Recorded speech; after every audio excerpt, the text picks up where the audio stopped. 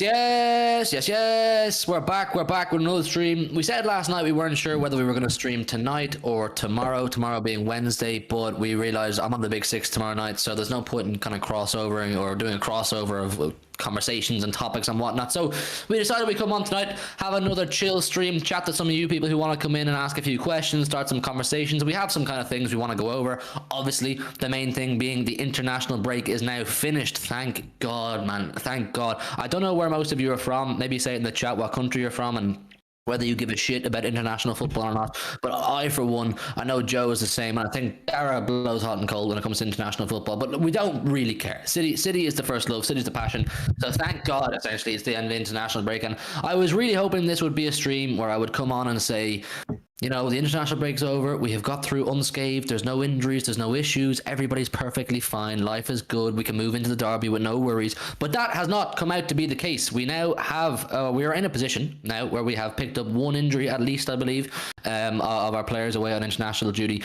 And it's the man you can see up on screen right now, people. Listen, there's 12 of you in there right now in the building. Hopefully some more come in and say hello as well. Make sure you've all hit the like button. Make sure you've all subscribed to the channel. It's great to see you guys coming in. Like I said, it's always great to see people coming in and giving their thoughts. And yeah, listen, John Stones, lads. John Stones is the first person to talk about, because that's a big blow. That really is a big blow. I have a list of things, or Joe made a list of things that are worth covering, that are City related and international football related, and we're going to go over it. But the big one, lads, it is John Stones. Apparently he has a pulled hamstring. He's done no tests. We don't know how long he's going to be out for. And what's most annoying about it is, you know, John Stones was just finding form. He was really kicking into flow. He was really getting into gear, and he was looking like the John Stones that we know and love. That you know, remember from that season where he partnered with Ruben Diaz. I think it was Diaz's first season. Yeah, 2021, where Stones was like unplayable. He was starting to get back to that form, and now for him to pull his hamstring, a pulled hamstring, you know, that can be anywhere from 4 weeks out to 14 weeks out. The hamstring is such a unique muscle or whatever, it's tendon. I'm not a physio. That it's all dependent on the individual how long it takes to recover. It's not like a broken bone where you can kind of estimate 4 or 6 weeks kind of thing. It's all dependent on the individual's recovery, so you don't know how long he's going to be out for. So for John Stones to pick up an injury, I know it's never a good time to pick up an injury, but with the derby coming up, you really just wanted a fully fit squad. You wanted your best players available, and someone said it in the chat here, I don't know who it was. Big Morgan MCFC, he's good to see you, Morgan. He says, thank God we got Akanji without his Man United strip on him, because you know, these centre half injuries, we always have centre half injuries. This is exactly why we bought Ake. It's kind of why we bought Calvin Phillips. Obviously, Pep sees him as a centre half at times as well, and it's definitely why we bought Akanji, because we always seem to have centre half crisis. So having these backups is absolutely massive. But we'll get into it. We'll get into it now in a sec. I'll just see what some of you guys are saying. Alec Johnson, Stones unlucky, but City will manage. Dano says, thank God we signed Akanji. Laporte's still out, and Stones always injury prone. Smash the like button. Yes, listen to Dano. Smash the like button. Yo lads. Yes, Luke, good to see you. Yeah, listen, lads. John Stones is it's the main talking point, really. I do want to talk about Kyle Walker as well, because I said it on a stream last night that he pissed me off. Kyle Walker has pissed me off a little bit. It's not deep, it's not personal, but I'm a bit frustrated with him. But we'll get into that too. Listen, Joe, what does for you the injury to John Stones mean?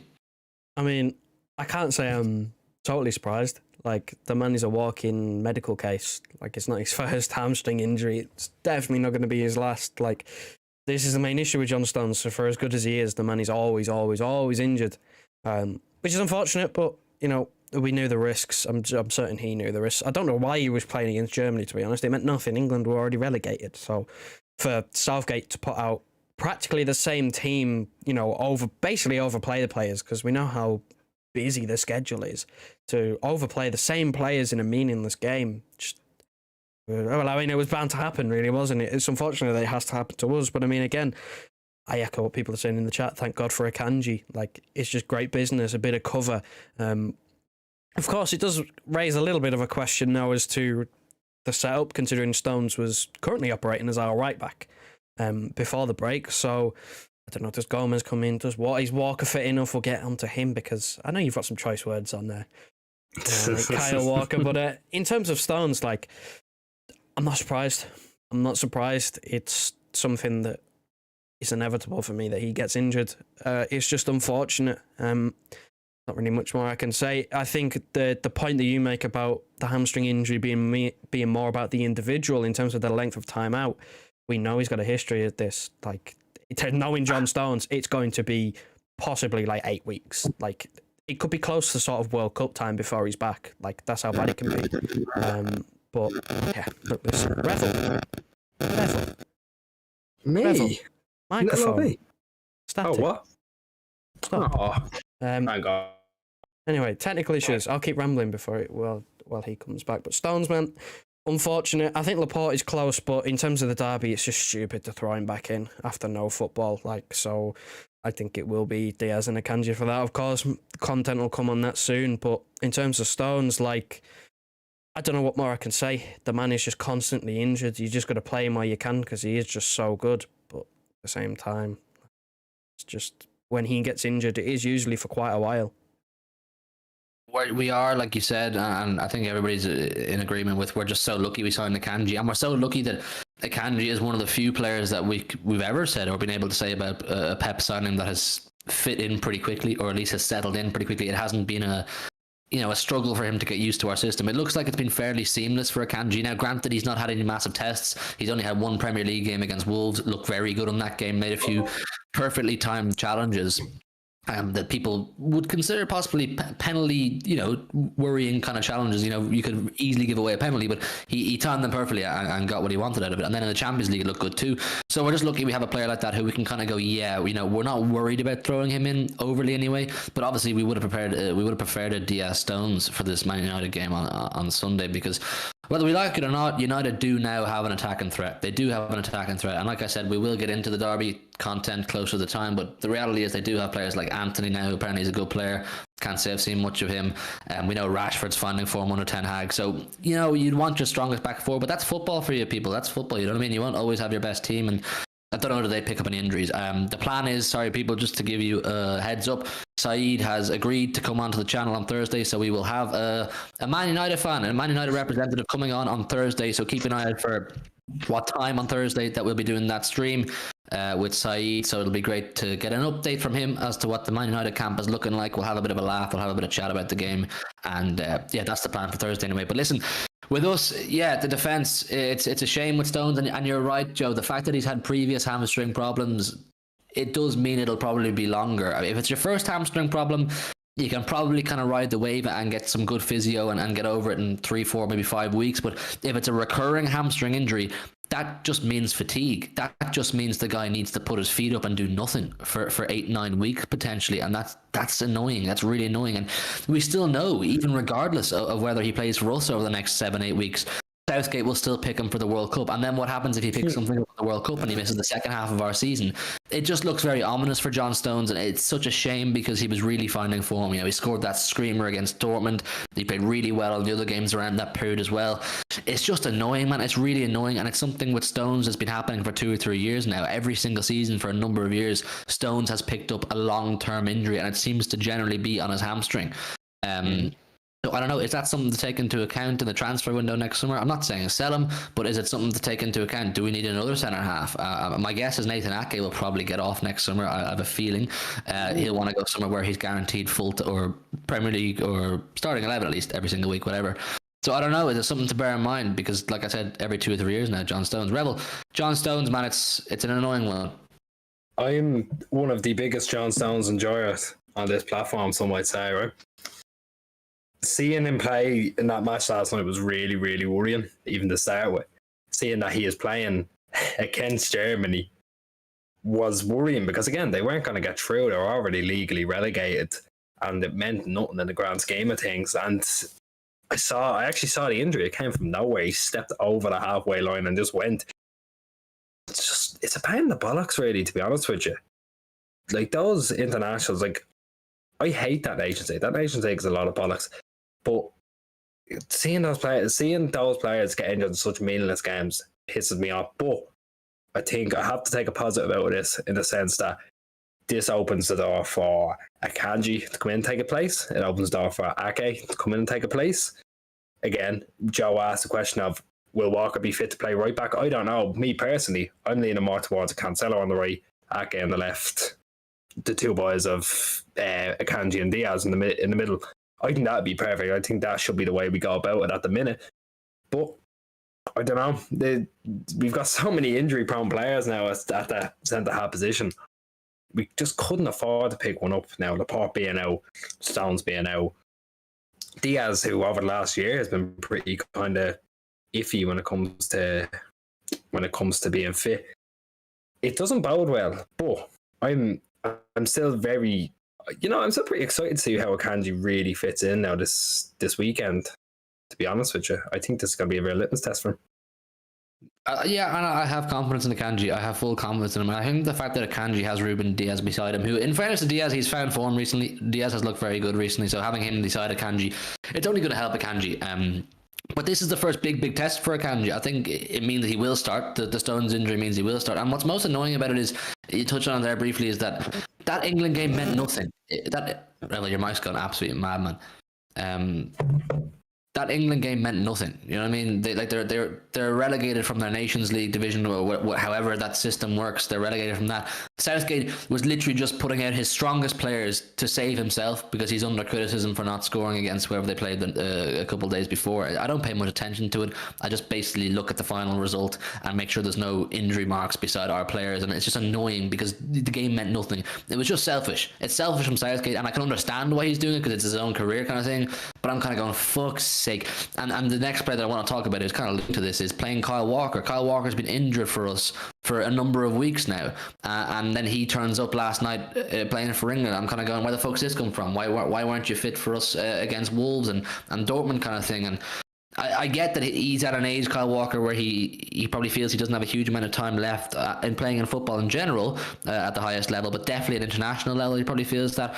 So he wants to play for England as much as he can so that he can guarantee his spot in that World Cup squad in November.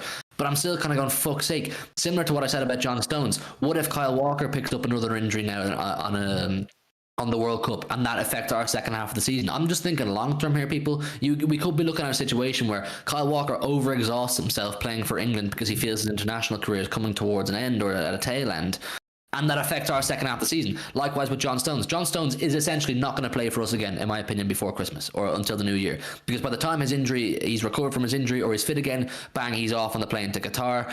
Fuck knows what'll happen then. A player with a recurring hamstring injury, generally, it's something you don't ever fully shake off. When you have a hamstring injury that keeps cropping up, it's something you don't fully shake off ever. Your hamstrings never fully get back to strength. It's like an elastic band, your hamstring, essentially, without going into too much science to it. But if you pull it enough, it will continuously get weaker and weaker and weaker, even if it looks like it's not breaking. So if he picks up something when he's away in Qatar, or he fatigues it in Qatar, that's obviously going to affect the second half of our season, and that's just the selfish City standpoint I'm looking at, because as an Irishman and as a non-international football fan, I don't give a shit how England do. I don't give a shit if none of them ever win a World Cup, our English City players. I want them fit to wear a blue shirt. So it's annoying, like I said, to see Kyle Walker turn out having not been fit for us for weeks, and then all of a sudden he's in a starting 11 for Gareth Southgate, who clearly also selfishly put Kyle Walker out because he's one of his best players and is trying to save his own bacon. And you see John Stones pick up an injury. I mean, I'm ranting, I'm venting, because it's annoying, because they're two of our best players. They're two guaranteed starting 11 players when they're fully fit for City, and both of them have ongoing injuries. Kyle Walker has had an ongoing injury essentially since around the Champions League semi-final time last season. It's kind of been on and off. John Stones, every single season without fail now for 3 or 4 years, has had a long-term injury, and to see them, pushing themselves in international football, that doesn't matter a toss. It's kind of just frustrating. You're kind of going, fuck's sake. But then again, objectively, you can understand why they're doing it. So it's kind of a catch-22 for me. I don't want to criticize them too much, but I'm still going to tell you how I feel. I just rather not see it at all. I don't know why Southgate didn't say to himself, right, we're relegated from this group in the Nations League. I'll just speak to the press and say, yeah, listen, hold my hands up. I take accountability for the fact that we're not playing well right now, but I'm going to use this Germany game and whatever other games before the World Cup we have to let some new players come in, some younger players, give them caps, get them bedded in, give them opportunities, like the likes of Ivan Toney and these kind of players who need caps, and give them opportunities. I don't see why he didn't do that. Instead of being like, no, I'm going to stick to my defensive system, play the best players I have available. I don't care about their well-being. It's all about me and my career. It's just fucking annoying. I don't know, Joe. What do you think? You're English, maybe you might be able to speak a bit better on the situation than me. I mean, Kyle Walker's still not fully fit. Like, he still looks like he's missing a yard of That pace. was a dickhead move from him. It was definitely a dickhead move from Kyle Walker. I love Kyle Walker. Honestly, he's one of my favorite all-time City players. I think he's absolutely phenomenal. But it was a bad move. It was him over-exhausting himself to please Gareth Southgate.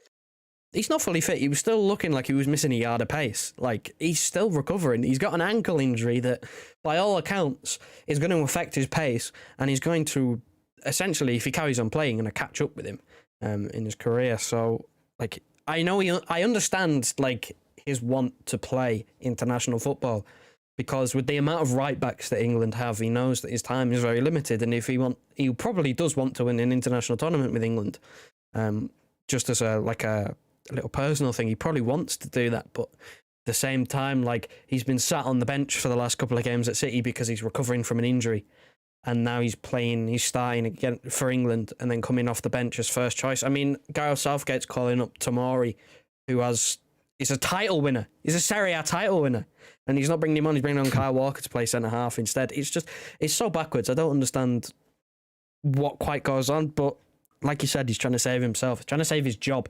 There's no chance that he won't be here for Qatar, so I don't know, like, why he's trying to save his job. Like, he will be here for Qatar, and if he has a good tournament, he'll probably stay on. And similarly to the players as well, like, the narrative is they are playing for their place at the World Cup. Gareth Southgate has his favourites. Look at Maguire. He hasn't played for United in ages, and he still gets called up. Like, if you're one of his favourites, you get called up. Kyle Walker's one of his favourites. He loves him. He'll get called up. Like, it doesn't matter. If you play for a big club, you'll get called up. That's how international football works. At least at England level anyway. So I don't understand. I do, but I don't understand. Like, if you think the way I look at it, of course, I'm not a player. So I don't know exactly what they're thinking, but the way I think about it is, like, the same players always get called up, and the game means nothing. You could have pulled out of the squad. You could have done many things. Like, you could have just said, "No, I'm still recovering from an injury. I'm not going. Call someone else up. Give someone else a chance." Like, focus on actually getting to the World Cup, down to player performances at your club. Like, he doesn't need to play an extra game for England. He doesn't need to play 2 games for England to get to the World Cup. He needs to be playing for City and be fit to play for the World Cup. Like, I do, but I don't understand. It's weird. I don't like international football at all. And I mean, there's no chance we win in Qatar, so, like, pointless. Like, John Stones now will not be fully fit on the plane to Qatar. He will go to Qatar, and just to kind of bounce off what you were saying, Walker and Stones would have been going to Qatar regardless of whether they played last night. So I agree with you. I don't know why Southgate played them, but now the reality is Stones will not be fully fit going to Qatar. And whose fault is that? Gareth Southgate. You're absolutely right. I didn't even think of that. Like, Tomori and all the young centre halves they have, but they could have given an opportunity to a chance to get more caps, get a feel for playing in an England shirt and that kind of thing, playing with those other players around them, and then have them as slightly more experienced players as backup in Qatar. It would have been a much smarter thing for Southgate to do for his own chances of success at the World Cup. Now he's looking at a situation where his best centre half, the best English defender around right now, is John Stones. Even that's not me being biased as a City fan. It just is. Look at the rest of them. He's not going to be fully fit, and he's going to miss all the football for us now before Christmas, and he won't be fully fit going to Qatar. And whose fault is that? Gareth fucking Southgate. Like, this guy is a complete numpty. He's completely incompetent. He's not getting anything out of his attacking players. He's over-exhausting his defensive players. If he was in any way a decent managing manager, he would have said, listen, to Kyle Walker specifically, listen, mate, you're carrying a bit of a knock right now. You'll be going to Qatar. You don't need to play this game. You'll be going to Qatar.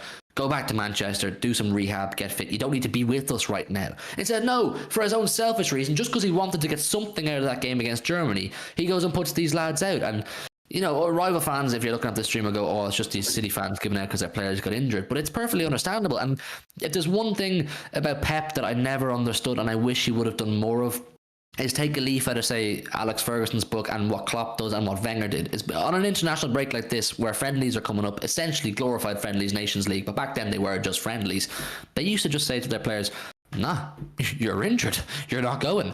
Like, if whoever the England manager was at the time called up, say, Michael Carrick or Wayne Rooney or Scholes for these nothing games, Ferguson would literally just tell Rooney, Scholes and Carrick and whoever else gigs for Wales, you're not going. You're injured. And they go, no, I'm not, boss. And he go, yeah, you fucking are. You're injured. I've just told the English FA you are fucked. But you'll be talking out for us next week, no problem. I wish Pep would do that. I wish Pep would just be a bit more savvy. And Klopp does that. Klopp did it with Andy Robertson, and he's done it with Trent previously. I don't think Trent was selected for this panel, but he's done it with Trent previously, and he does it with other players too. I wish we would do that. Just like in these crunch times of the season, with big fixtures coming up, just tell Southgate to fuck off. Just say no. Stones is injured. Walker is injured. There's the medical evidence. There's the medical evidence. Walker is injured. Don't let him go, Pep. But Pep is this kind of manager is like, no. And I admire it in a way, but he's like, no, let them go play for their countries. They need to play with other players and, different camps. And I get that. But I just wish on some days he'd be like, no, mate, you're injured. You're not going. It's an annoying one, people. What are we saying? Raheem was crap last night. Fuck Raheem Sterling. I don't want to know about him. Prick. Russ says, I'm English, not even arsed about the World Cup. We aren't going to win it. If anything, I'd hope this injury stops him from going to Qatar so he can focus on recovery and fitness. Absolutely, Russ, you're spot on. I would like, if now that he's in this position where he's injured, I would like him to be so injured that he can't go to Qatar and he can use that whole World Cup to stay in Manchester and get ready for our Champions League knockout stage and get ready for the title race after the season, the business end of the season. I'd never wish injury on a player, but now they're in a position where he is injured and he is going to miss the next 7-8 weeks. He is going to miss all our football up until the World Cup. Don't go to the World Cup. Stay here and get fit.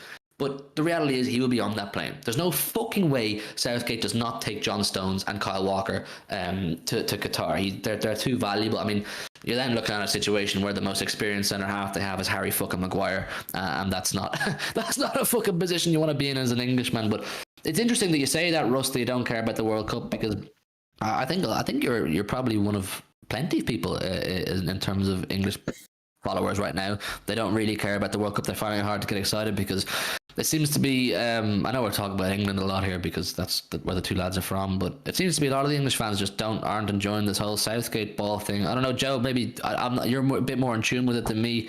Do you want to sum up what the thought process is there?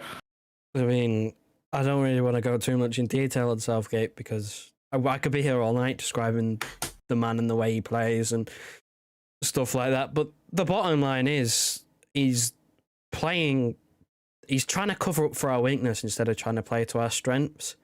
But it's not working. The football is dreadful. We're not getting, the results at this moment in time. Like, you look at managers like, in terms of club level, like Mourinho, like Conte, they play shit football, but they get results. But as soon as that football stops getting results, they get sacked because the fans don't put up with the shit football when it's not getting results. That's kind of the stage we're at, where you look at the tournaments, the last two tournaments.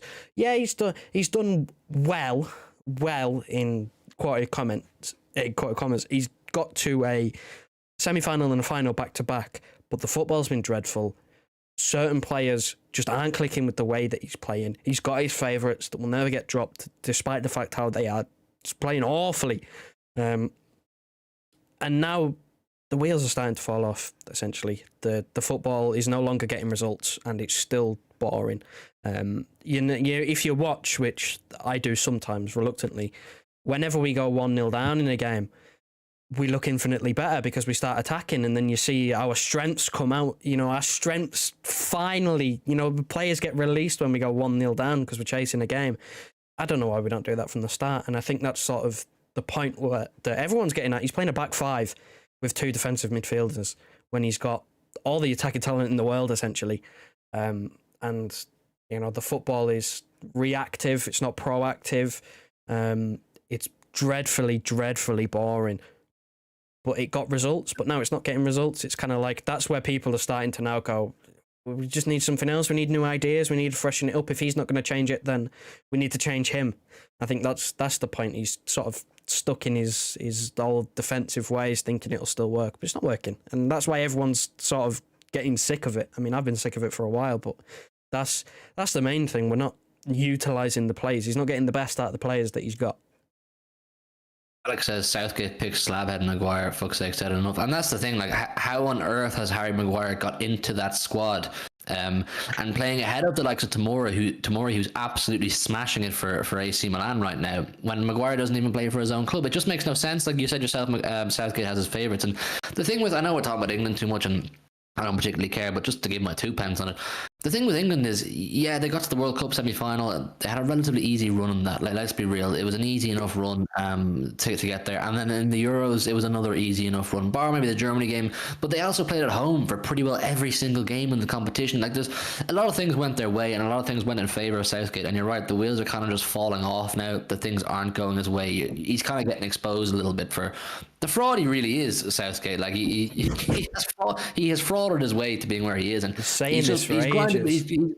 what? I've been saying this for ages. Like, he's just got incredibly lucky with the situation he's been thrown in. The draws have been favourable, and the situations in terms of where the games are being played in the Euros, like all the games pretty much being at home, like, it's just favourable. But as soon as he's put up against someone and anyone decent, like either a decent manager or a decent team, the wheels just completely fall off. Like, he doesn't have an answer. Like, we were 1-0 up after a couple of minutes in the Euros final, and he threw it away because he decided to just sit back and hope we could hold out the 1-0.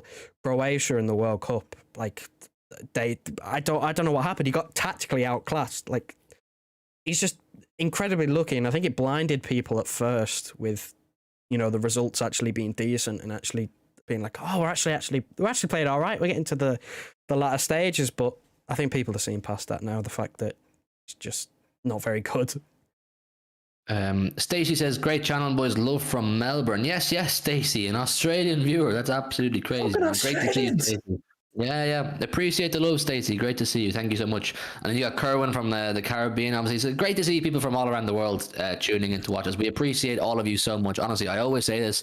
I've probably gone about it too much, but we appreciate people who come in to listen to us chat shite for an hour and a half, and you guys give your thoughts too. It's a great little community we have here. A lot of people coming back now, a lot of new faces too. So we appreciate that. But yeah, listen, I don't want to talk about England or the two lads, Stones and Walker, too much longer, because it's just annoying. It's just annoying, and just can I have a 2 pence on it?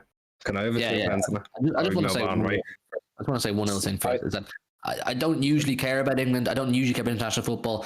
I know Southgate's shit. I've always known it, but I've never talked about it because I don't fucking care. The only reason I'm talking about why I think he is shit now is because he's grinding my gears more than usual by playing our semi-injured and injured players. That's it. I don't want to talk about him anymore.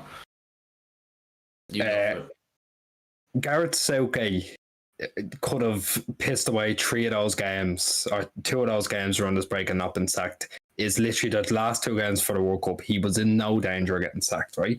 He could have gone out and lost 5-0 to Germany. There wouldn't have been a word said because there's no time. Why is he trying to rescue something by playing injured and semi-injured players and then possibly rolling them out for the World Cup? It just doesn't make sense to me. He's a shit manager, right? Now, you know what? I'm going to flat out say, I know there's a few English people, I'm going to flat out say, I'm really enjoying England falling apart. About right. It's fantastic to see from my point of view, but I have to look at it from a perspective of this is working at the detriment of Man City players. Stones is now injured. Walker was semi-injured was semi-injured and was played. Calvin Phillips is always injured. I guarantee you, had he not done his shoulder, he'd have been called up, he'd have played, and he'd have got injured. That is a guarantee to you, right? He's playing these same players, he's getting them injured.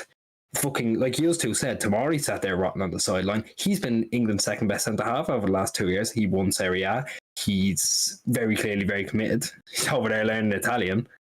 He is a fantastic footballer, great head and his shoulders, and he's not being played. He's not being picked, and he is, when I tell you, 5,000 times better than Harry Maguire. I'll leave it there because I don't care that much. But now it is actively working to the detriment of Man City, and that pisses me off, especially for a Nations League game. And that will go for the only way I'd even care about it is if this was going to affect it. England are going to make it to the Euros. It doesn't matter what happens, England are going to make it to the Euros. Even to go relegated from that group, they will make it to the Euros because this is what it is. Ultimately, it's seeding for the next European competition. England are going to make it. These games mean nothing to big teams. Like, it means something to Ireland. It means nothing to England. I'm sorry. Same thing with Foden, though. Remember last season? Foden came back from the Euros with a foot injury and was out for 3 months at the start of the season when we needed him. Like, it's stuff like that. It's working against us now. This is why a lot of people don't like international football, because it just ruins club football, which is more important to a lot of people. It's more important to the people who follow the clubs in the Premier League, or definitely the big six club followers, they will care more about club football than they do international football. So we're always kind of looking at these international games. Like, even if you follow England, you'd be looking at it saying, yeah, I want England to win, but you're kind of also in the back of your head probably thinking, I hope, if you're an Arsenal fan, Saka doesn't get injured, or if you're a Tottenham fan, I hope Harry Kane doesn't get injured, probably more so than winning the competition. I don't know. I can't speak on behalf of England fans kind of thing, but I don't want to give it any more airtime than we have. It's just an annoying one. John Stones injured now, definitely up until Christmas in terms of Man City. He will go to Qatar with England, but for us, he won't play again until the new year at least. Kyle Walker was playing on one leg against Germany last night. Just unnecessary from Gareth Southgate, and people. John Cotter makes a good point in the chat that we've kind of already said, but it is evident that he has his favourites, and Tomori not getting picked over Maguire is laughable. John says is absolutely spot on. He's not picking who's in form. He's not picking who's fit. He's not giving real opportunity to players who deserve it. He's just playing his favourites. And listen, the defensive crisis, it's something we're going to keep talking about because it keeps arising every single season. Players getting injured, and we're just lucky. The overall point of this conversation, we're just lucky we have Akanji. We're just lucky Laporte's coming back, and we're also lucky that Nathan Ake is a very competent centre half as well. So fingers crossed John Stones recovers quicker than we're estimating, but I'm just saying from my own experience and what I know about the signs of hamstring injuries, I've had them myself plenty of times over the years, they're not quick healers. If they're recurring, it takes even longer again. So my estimation is, but finally on England, I would probably consider this positive news. Grealish getting himself suspended for petulance, you say, Joe. Tell me about this. He came on against Italy while we were 1-0 down. That was the game that we needed to get a win from. To keep our Nations League dreams alive. Not that the dreams were ever really truly alive. Essentially, he was brought on off the bench against Italy, and he was one yellow card away from suspension, and he decided to shout and scream and have a go at the referee and get himself booked, which, to be honest, that man, love that, Jack. Listen, Yes. there's a few ways I look at this. I'm almost happy he got suspended for the second game because I didn't want him playing because I didn't want injuries. And it shows that that obviously it's great that he cares, but at the same time, that's not something I want him to bring back to see. I don't want him getting stupid yellow cards and suspensions at club level for shouting at the ref. I remember last year, quarter-final, second leg, Atletico Madrid, it wasn't for petulance, but Cancelo's stupid foul in the 97th minute got himself suspended for the next Champions League game, and it arguably cost us the tie. Arguably, it was one of the reasons, because we didn't have a right back for the first leg. I don't want Jack Grealish doing something similar and getting himself a stupid yellow card for us and getting suspended and not being able to play, and also having to bring in someone who's either not on form or who's not used to playing, or someone who's just coming back from an injury. Like, I just don't want him bringing that back to City. That's it. And I don't really care. He's done it, and like I'm almost happy because again he missed the Germany game, and I didn't want him playing because I didn't want him to get injured. But I just don't want him bringing it back. I love that from Jack. That's the kind of thing I want to hear. I want to hear that they're getting suspended on international duty so that they're fit. Jack Grealish is now going to be that bit fresher for the Manchester derby this Sunday. I believe Jack Grealish will start against United on Sunday, and I also believe, this is not me being my usual Jack Grealish biased self, I genuinely believe he's going to have a very good game. I genuinely believe Grealish is going to have a very good game, and I'm very glad to hear that he got suspended for petulance. Just don't bring it into your game with City, the petulance thing. But that's the only positive I think we can take from the England international setup this time round anyway. The Walker and Stones thing, it's disappointing and it's annoying, but Grealish, big up yourself, man. I can always rely on my man Jack Grealish to give me something to smile about. But anyway, enough about England, and same fixture again, I suppose you could say, England-Germany. Ilkay Gundogan, a very underrated player, I think, globally, but we know as City fans how good this guy is. He's come up with so many amazing goals, so many important goals. We saw live when we were there his most important goal he's ever scored in a City shirt to win us the league there. To win us the league there against Villa in May. But he played very well against England, I think. And just to highlight one further thing on how bad Gareth Southgate is. I keep going back to this prick because he's really pissing me off right now. He's so bad that Kai Havertz scored twice against his team. That's how bad Southgate is. Kai Havertz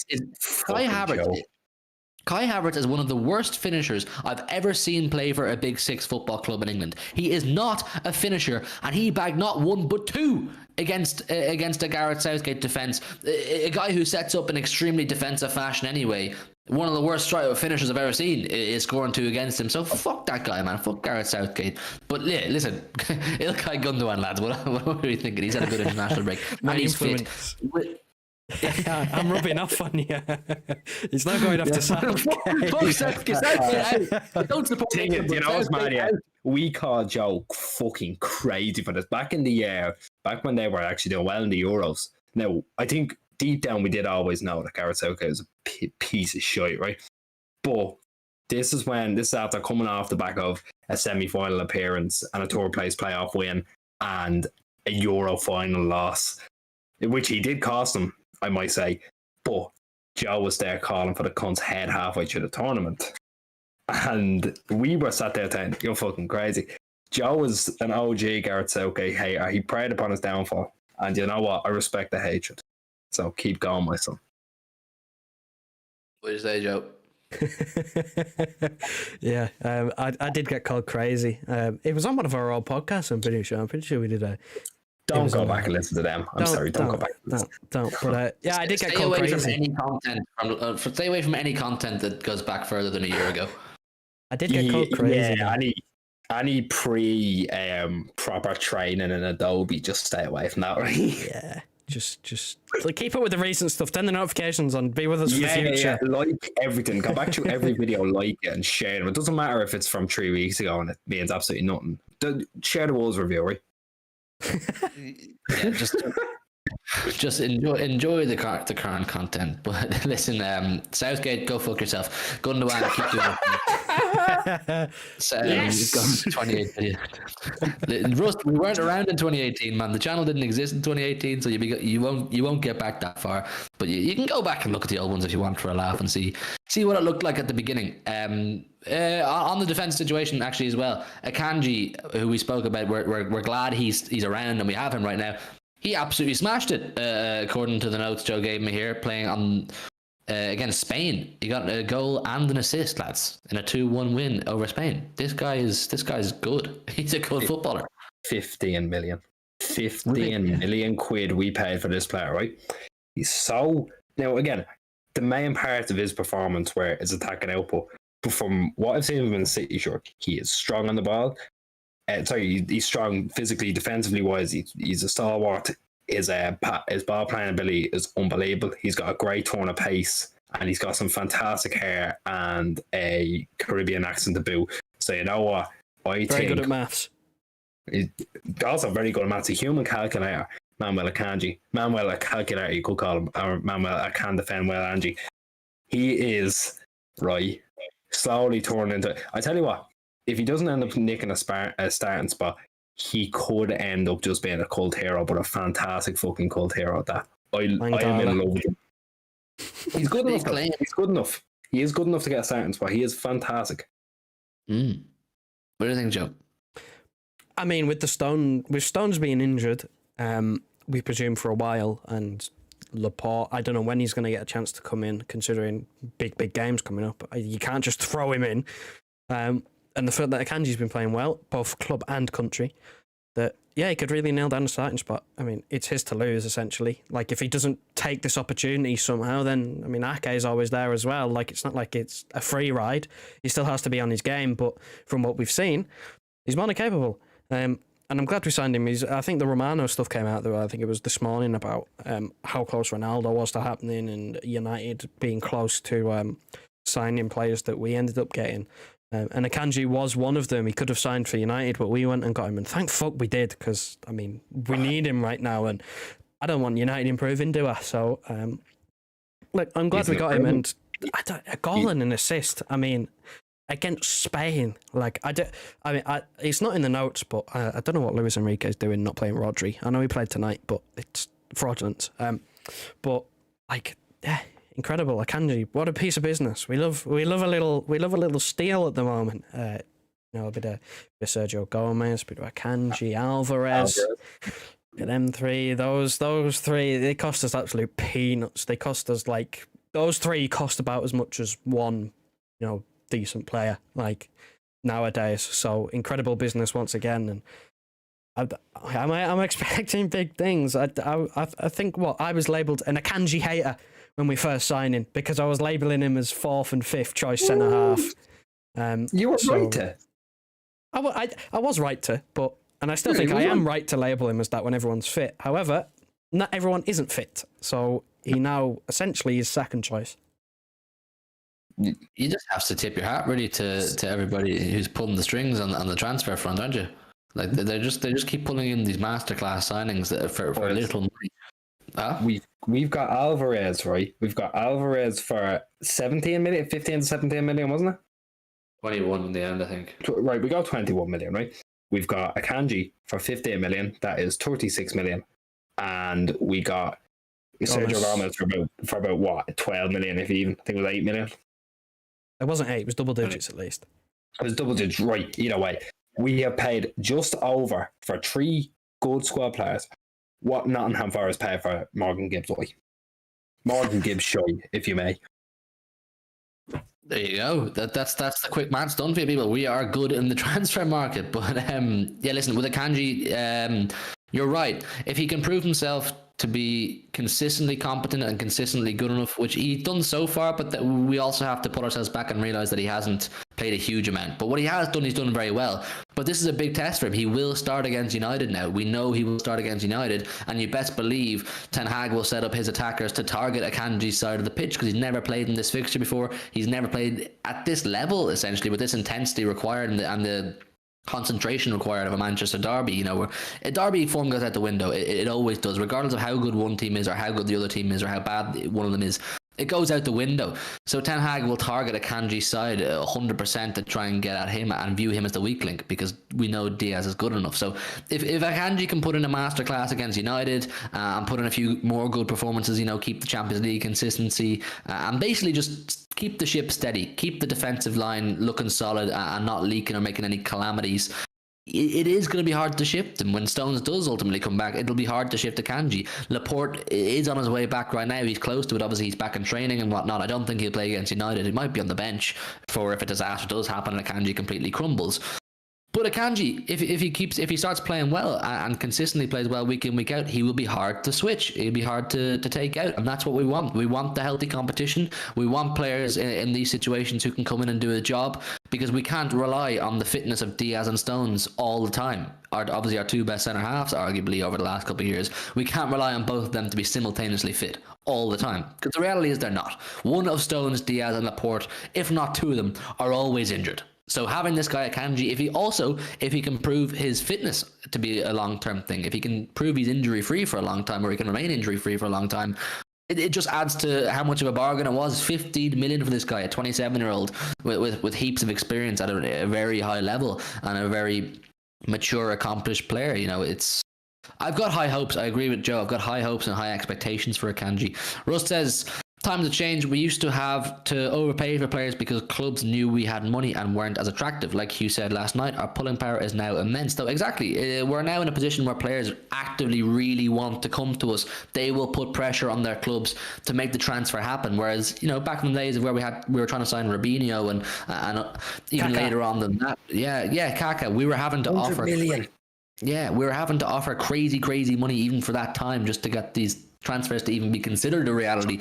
So it's a great time. It's a great time. We're not paying over any odds for any players anymore. We just signed Erling Haaland for 51 million, for God's sake. His market value is at least 150 million. Times are very good, people. Times are very good. But you touched on Sergio Gomez there, one of you. He played for Spain's under-21s. He is our new left back, Sergio Gomez. Did he play left back for Spain under-21s? No, he did not. Apparently, according to Joe's notes, he played right wing. What are we saying? Twice on the right. He plays we basically signed Paella Zinchenko. That is my takeaway from this. Paella Zinchenko. The man came through as an attacking midfielder. He's been playing on the right for his country and he's playing at left back for City.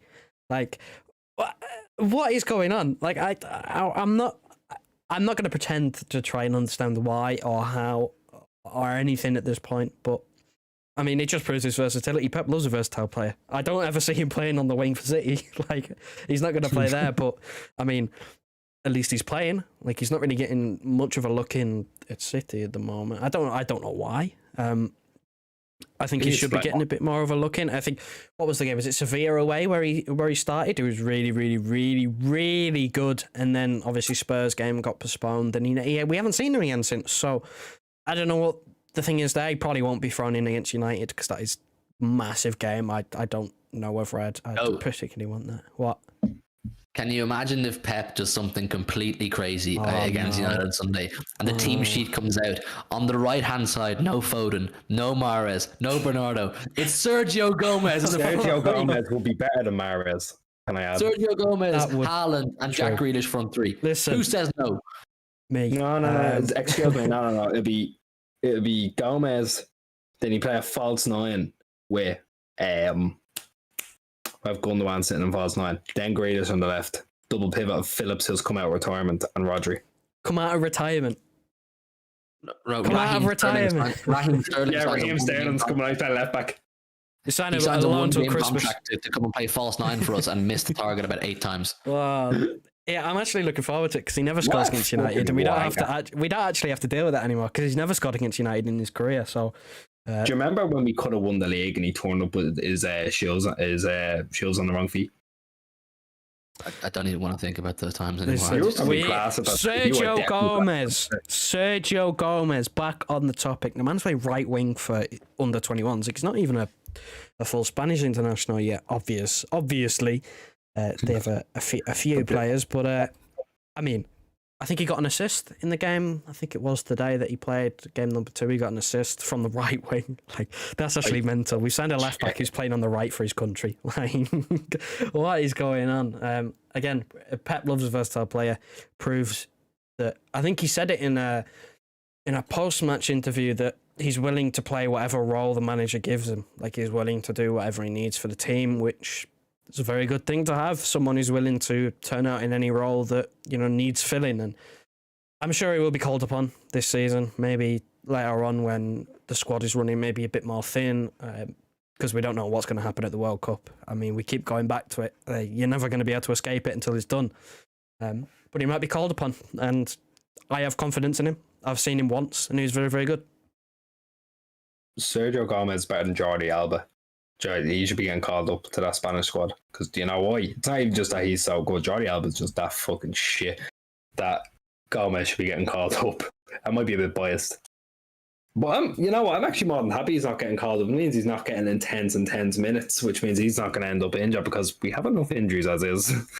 I would not be offended or one bit upset if not a single City player got called up to their national team to play for in the World Cup. If it came out Kevin De Bruyne has shocked the world and not turned up to play for Belgium in the World Cup, or he wasn't picked for or he falls out with the manager, big bust up in the dressing room. De Bruyne falls out with Roberto Martinez. Is he still managing Belgium? Yeah, that showy pipe is still the manager of some of the most creative attacking force ever.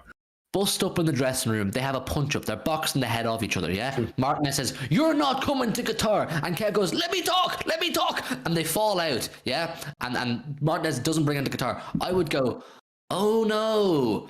Anyways, let's talk about the second half of the season, because that would be absolutely fantastic news. I'd be absolutely buzzing. Like, yeah, whatever. Like, I'd be same with all of our English players, same with anybody. Like, don't go to the World Cup, please, lads. Just take that from me. I'll be happy to see none of you go to the World Cup, but I get they want to represent their countries, and the World Cup's a big deal for those who are luckily involved in it. Unfortunately for myself and Rebel, Ireland do not qualify for competitions very often.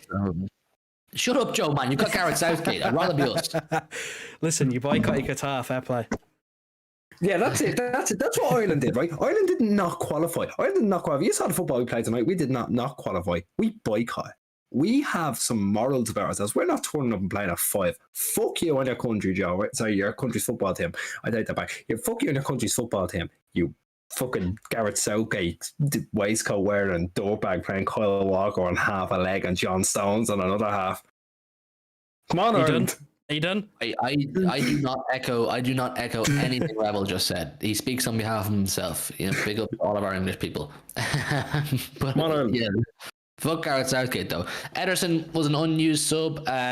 Diaz played every single minute for Portugal, and Haaland just is doing what Haaland does. He got a goal over the international break. Is there anything major else happening in the international break that we should be talking about? Let me just go over the notes. Okay, not really. I mean, Mahrez got a goal and assist in his 2 games. One was a penalty. Maybe he can return to form. That is big. That is big. That is big. We need Riyad Mahrez to get a goal, get himself in form, get him feeling good again. Mahrez is a confidence player. If he probably needed to fuck off with Algeria for a while, score a goal, be the king over there again, get his confidence back up, bring it back to Manchester. He's a big game player. Come on as a sub against United and score a goal. Does that seem like a storyline we could be looking at? I don't see why not. Why fucking not, right? Mahrez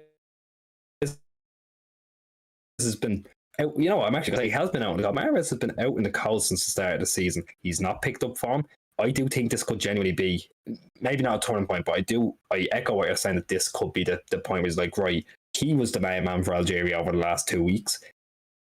I don't think he'll start against United, but this can be a jumping off point where you can say, right, I've scored these goals, I've broke my duck, let me just go and tear it up now. See, because we've seen him over the last few years. We know how good he is. We know how good he can be. He needs to start showing again if he wants to get in, but that has to be a starting point, and this could be that starting point for him. And you know what? I give, whenever I see a team, it's very rare I look at a team sheet and say that is perfect, right? And I'm probably not going to think it on Sunday. But if he starts, we all know we back him to hell or high water. If he scores, then again, this will be. I think I'll look back on that and say that's a huge jumping off point. Was it a goal and assist or 2 goals and assist, Joe? One penalty today and 1 assist the other day. There you go. Like that. This could be the time where he turns around. Again, a lot of our players, we've said it for years. Like we had it when Jesus was here. Stones as well. They're confident players. Confidence breeds confidence. They are confidence players. If he's coming back off this and, well, I scored a penalty and I got a real assist, I can build on this. I can become the starting right winger again, because that's what he has to do. If he doesn't do that, then what was the point in signing the contract? On City's point of view, like, I understand him, he's getting the big bucks, but why would City do that when he's not going to be good enough to get into the team? There's not much more else I can really say, is there? You just got to hope, really, with Mahrez. Yeah. He said he wants to finish his career at City, which is obviously a nice thing. You always want to hear the players want to finish their career at your club, because it means your club has been a good place for them and they're happy at the club and that kind of thing. But he does. I've said it for a number of weeks. He wants to be considered a starting 11 player again, and hopefully, it's basically what we're saying off the back of his goal and assist for Algeria. It's a building block for him. It's a start of him coming back to being his best, because we all love Riyad Mahrez, and we know when he's on form, he's possibly unplayable. When Riyad Mahrez is playing full of confidence, when he's scoring goals, he's doing step overs, he's making outside of the boot touches, with balls coming out of the sky. He's absolutely phenomenal. Like, he's just a joy to watch. He's one of those samba football players that we all try to be as children out in the street when you're kicking a ball with your mates. It's just class to watch, and that's what we want Riyad Mahrez to get back to doing. And he likes a goal against United, Riyad Mahrez. So maybe will Pep deploy him on Sunday? I agree with Revel. I don't think he'll start against Man United, but I think he's a risk worth taking in the last 20 minutes if you need a goal. If you need a goal and Foden's not playing well, I'd happily bring Riyad Mahrez on the basis that he's not quite on the same level as Kevin De Bruyne for this, but he's definitely in the same bracket in the sense that even when he's not playing well, he's still capable of just a moment of absolute magic. Like, with that, he's got that wand of a left foot that if he cuts in that left foot and aims for the far post on the bend, there's every possibility he'll put one in the back of the net. So I don't see why he wouldn't be given a chance against United, and especially now that he has definitely naturally built some confidence off the back of his goal and assist. It's worth the punt, Joe. It's worth the punt. You can have fun in Milan when we go in for Liao. Joking, of course. We'd never do that because he probably wouldn't accept it anyway. Neither will Milan. Neither will Milan, even though. Listen, he's worth a punt on Sunday. He is worth a punt. But at the same time, he probably, unless Foden genuinely falls off a cliff, gets injured or something. Not a literal cliff, of course. Whoa. You wouldn't put past us, though. Our injury history, you really wouldn't put about. He's not going to become City's starting right winger. With Foden now, that being his best position right now, Mahrez probably won't return to that nailed on starting spot. He'll still play because we still have him, we still pay him. Like, we're not going to not use him, but he's worth a punt on Sunday. Of course, the goal was a penalty. I did think it was from open play, but I later found that it was a penalty. Now, he scored a pen against Barcelona in that charity match, and he still hasn't kicked on from that. So I'm not sure how much confidence that would give him. Maybe it'd give him more knowing the fact that penalty, he scored it and his country have won 2-1 and it was for his country. He's captain of Algeria. Maybe that gives him a little bit more of a boost. And the assist was in a 1-0 win where he came off the bench for 20 minutes, got the assist to win 1-0. So, game-winning actions, maybe that gives him slightly more confidence. And we know how much he loves playing for his country. As I said, the captain, things can happen. I wouldn't want him to start, though. I think it's too much to turn around and go, yeah, start him. He's done well against United in the past. He had a good international break, goal and an assist, start him. I won't go that far yet, but I think regardless of the result, I'd, think about the idea of bringing him on, because even if we're winning, he can help keep hold of the ball. We know how good his control is and his dribbling can be, so he can be useful in just holding onto the ball. We know we like to just bore our opposition to death when we're winning for 10 minutes. Just pass, but just pass it about for 10 minutes to see out the game. And Mahrez is very good at doing that. So I think regardless of the result, I would bring him on. Unless it's very, very close, and then maybe not. I don't know. I still don't fully trust that this is the big turnaround. But I'm not going to know if it's the turnaround unless he plays. So I don't know. I won't be annoyed, but at the same time, I would be slightly annoyed if he starts, because I don't think he's done enough to warrant that bit yet. I agree. I think Mahrez, it is too soon to say, yeah, you're back in the starting 11. And Foden has been playing very well on the right for us, and Jack Grealish looked very well against Wolves on the left. I still stand by everything I said. Haaland through the middle, Foden on the left, or Foden on the right, Jack Grealish on the left is the way to go about it right now. Let those three work together. And we've talked a little bit about the United game very briefly. I'm trying to refrain from talking about the derby a little bit, because we have a big preview coming up on Thursday with Saeed from one of my colleagues in the Big Six, so I'm really looking forward to that. We'll get into all the proper ins and outs of the derby on Thursday, so please do look out for that. It'll probably be Thursday night. I don't have a specific time yet, but keep an eye out on our socials. They're on the screen there to see it there, or else just turn on the notification bell on the screen there under or beside the subscription button, so you don't miss it when it happens. That's going to be a great preview. Saeed's always great to chat to about these games. He knows his stuff, Saeed, in fairness to him, and we can chat about City as well too.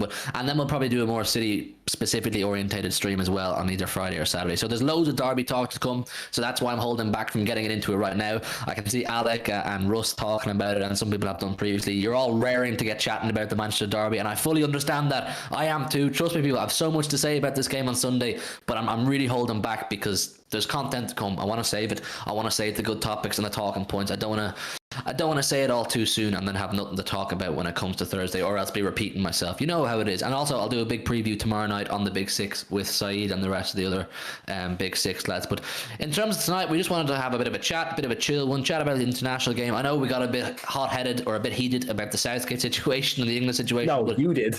You got more heated than I did. You got more heated than I did. Gareth Southgate. The downfall. Okay. I was chilled out. Southgate out. Murray in is what I say. Give me that England job. Give me that England job, and I will not pick a single City player. I will solely pick players from League 1 and League 2. Yeah, I'll do all the Big Six clubs a favour. I'll only pick players from League 1 and League 2. Not even Championship. You're all safe. Pick Connor Chaplin. I don't know. I'll pick whoever the fuck I want, but I won't be any City players. Listen, tonight was a chill one. It was good to see some of you guys coming in. We'll be back on, like I said, on Thursday with Saeed, a Man United fan. Some of you who watch the Big Six will know him very well. And yeah, we'll see you then. Like the stream on your way out if you would. Subscribe if you're new. It's great to see some of our returning viewers coming in tonight and some new ones too. And yeah, we'll see you later on in the week when we preview the derby. Good night and God bless. Wrap her up, Joe.